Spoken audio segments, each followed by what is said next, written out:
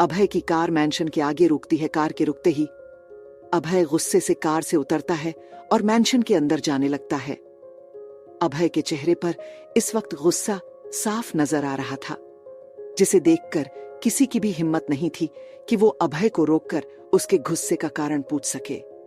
अभय अपने गुस्से में अपने कमरे में जा ही रहा था कि तभी पीछे से उसे किसी की आवाज सुनाई दी। अभय, तुम मेरे कमरे में आओ, मुझे तुमसे कुछ बात करनी है। उस आवाज को सुनकर अभय पीछे पलट कर देखता है।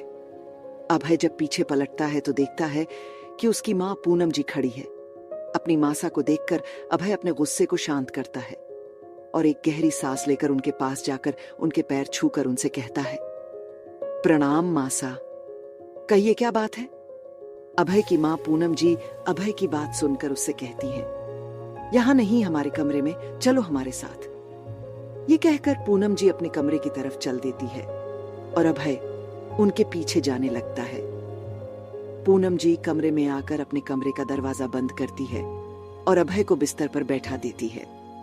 पूनम जी अभय को बिस्तर पर बैठाकर उसके साथ उसके बगल में बैठकर उसका हाथ पकड़कर उससे कहती है, बचपन से आप हमारी हर बात मानते हो, क्यों?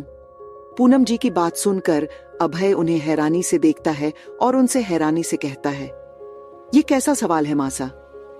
पूनम जी अभय की बात सुनकर उससे कहती है, आप बस हमारे सवालों का जवाब दीजिए, अभी हम आपसे कुछ सवाल पूछेंगे। हम उम्मीद करते हैं कि आप उनका सही सही जवाब देंगे हमें। पूनम जी की बात सुनकर अभय बिना किसी भाव के उनसे अपनी कड़क आवाज में कहता है, क्योंकि मैं इस दुनिया में सबसे ज्यादा प्यार आपसे करता हूं मासा, इसीलिए आपकी हर इच्छा को पूरा करना मैं अपना धर्म समझता हूं। अभय की बात सुनकर पूनम जी मुस्कुराती है और उससे कहती हैं, सच है, आपने हमारी हर इच्छा पूरी की है, सिवाय एक को छोड़कर। पूनम जी की बात सुनकर अभय थोड़ा हैरान होता है और उसकी तरफ देखकर उनसे हैरानी से पूछता है, कौन सी इच्छा मासा? ऐसी कौन सी इच्छा है जो मैंने आपकी पूरी नहीं की? हमने आज तक पूरी कोशिश की है कि आपके मुंह से निकली हर बात पूरी होने से पहले उस इच्छा को पूरा कर सकें। फिर कौन सी इच्छा है जो आपकी अधूरी रह गई, बताइए हमें। हम आपके मुंह से निकलने से पहले उस इच्छा को पूरा कर देंगे। अभय की बात सुनकर पूनम जी थोड़ा सोचती हैं और फिर उससे कहती हैं, अगर आप हमारी इच्छा पूरी करना चाहते हैं तो क्या मासा? अभय पूनम जी को रुकता देख उनसे पूछता है। अभय का सवाल सुनकर पूनम जी थोड़ा हिचकाते हुए उससे कहती हैं, तो आप शादी कर लीजिए अभय। पूनम जी की बात सुनकर अभय की आंखें बड़ी हो जाती हैं और वो पूनम जी को देखने लगता है। अभय पूनम जी को देखकर जैसे ही कुछ कहने वाला होता है, तभी पूनम जी उसे हाथ दिखाकर उसे रोकते हुए उससे कहती हैं, बस एक बार हमारी पूरी बात सुन लीजिए, उसके बाद आपको जो कहना है वह कहिए। पूनम जी की बात सुनकर अभय शांत होकर पूनम जी को अपने बिना एक्सप्रेसियों वाले चेहरे से उन्हें देखने लगता है।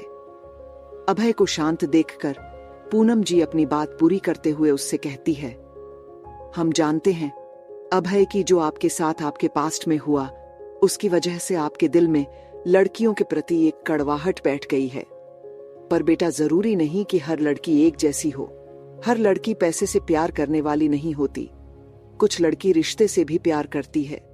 एक लड़की को हम जानते हैं बहुत प्यारी है, हमें पूरा यकीन है कि उसके साथ आपकी शादी हुई तो उसके आपकी जिंदगी में आने से आपका लड़कियों के प्रति नजरिया बदलेगा और आपकी उनसे शादी करने से हमारा बरसों पुराना किया हुआ वादा भी पूरा हो जाएगा। पूनम जी के मुंह से वादा शब्द सुनकर अभय उन्हें सवालिया नजरों से देखने लगता है। अभय की नजरों को समझकर पूनम जी उन्हें अपनी सहेली से किए हुए वादे के बारे में सब कुछ बता देते हैं। पूनम जी की बात सुनकर अभय उनसे अपना हाथ छुड़ाता है और बिस्तर से खड़ा होकर अपनी कड़क आवाज में उनसे कहता है, हमें माफ कर दीजिए मासा, लेकिन आपकी यह इच्छा हम कभी पूरी नहीं कर पाएंगे।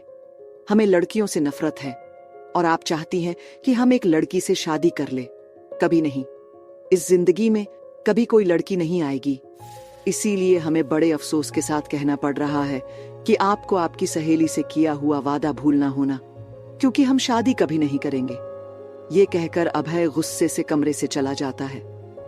अभय को कमरे से जाता देख पूनम जी कुछ सोचती है और फिर खुद से कहती हैं, अपनी दोस्त को किया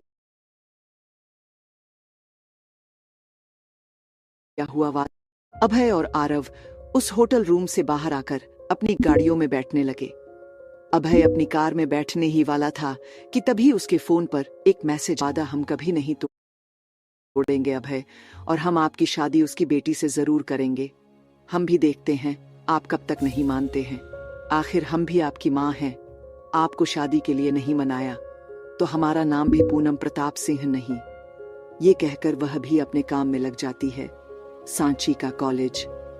सांची कोलाज ओवर होने के बाद कोलाज के गेट पर खड़े होकर श्री का वेट कर रही थी। सांची श्री का वेट कर ही रही थी कि तभी उसके पास एक लड़का आता है और उससे कहता है, एसएम क्या कर रही है? सांची उस लड़के की बात सुनकर उसे देखती है और चिढ़ते हुए उससे कहती है, क्रिकेट खेल रही हूं, खेलेगा? सांची की बात सुनकर वो लड़का अपना मुंह बनाता है और उससे कहता है, एसएम यार चिढ़ क्यों रही है? मैंने तो ऐसे ही पूछ लिया, यहां खड़ी थी तो। सांची उस इंसान की बात सुनकर उसे फिर से उसी टोन में कहती है, चिढ़ू ना तो क्या करूं? दिख रहा है कि बंदा खड़ा है, इधर उधर देख रहा है, तो फिर किसी का वेट ही कर रहा होगा ना। पहले अननेसेसरी सवाल पूछकर पहले गुस्सा दिलाते हो, फिर पूछते हो कि गुस्सा क्यों कर रही हो।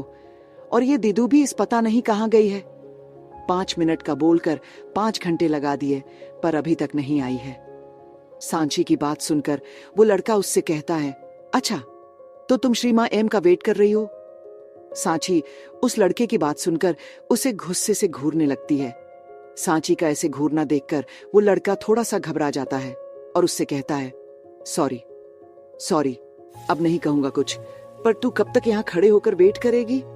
चल अंदर चल, कैंटीन में चलते हैं, कुछ खाते हैं। सांची उसकी बात सुनकर इधर उधर देखते हुए उसे धीरे से कहती है, नहीं प्रशांत, तुम जाओ, मुझे नहीं आना, दीदू अभी आती ही होगी। सांची की बात सुनकर प्रशांत उससे कहता है, अरे एसएम, माँ एएम आएगी तो फोन के लेंगी, चल अंदर कुछ खाते हैं, और वैसे भी तेरे साथ खाने का मौका बार बार थोड़ी न मिलता है। प्रशांत की बात सुनकर सांची मुस्कुरा देती है और उसके साथ कोलाज कैंटीन की तरफ चल देती है। ये है प्रशांत, सांची के साथ उसकी क्लास में ही पढ़ता है। प्रशांत सांची का बहुत अच्छा दोस्त है। प्रशांत सांची को एसएम कहकर बुलाता है। सांची भी प्रशांत को अपना बहुत अच्छा दोस्त मानती है। वो उससे अपनी हर प्रॉब्लम शेयर करती है। लेकिन प्रशांत के दिल में सांची के लिए दोस्ती से बढ़कर भी कुछ फीलिंग है जो वह कभी भी सांची के सामने उससे नहीं कर पाता है। उसे सांची के साथ टाइम स्पेंड करना बहुत पसंद है, इसीलिए वह कोई ना कोई बहाना ढूंढकर सांची के साथ टाइम स्पेंड करने और उसके करीब आने की कोशिश करता है। क्या पूनम जी अभय को शादी के लिए मना पाएंगी? जानने के लिए सुनिए मेरी कहानी का अगला चैप्टर। रात का वक्त